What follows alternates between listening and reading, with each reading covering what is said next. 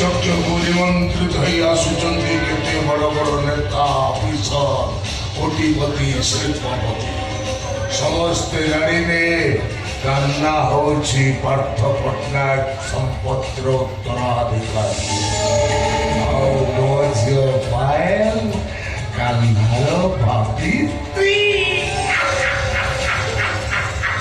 ଜମା ହୁଅନ୍ତୁନି ଆଉ ଟିକେ ଏପଟ ସେପଟ ହେଇଯାଇଥିଲେ ସବୁ ଅସୁବିଧା ହେଇଯାଇଥାନ୍ତା।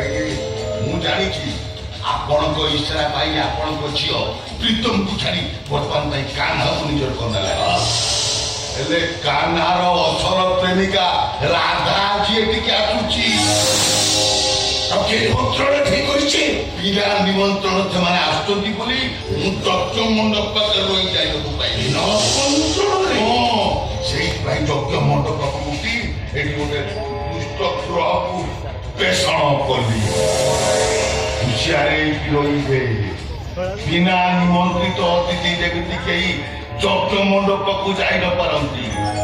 ଯଦି ଯଜ୍ଞ ମଣ୍ଡପ ପାଖରେ କାହ୍ନା ରାଧାକୁ ଦେଖିଲା ସବୁ ଚଳିବ।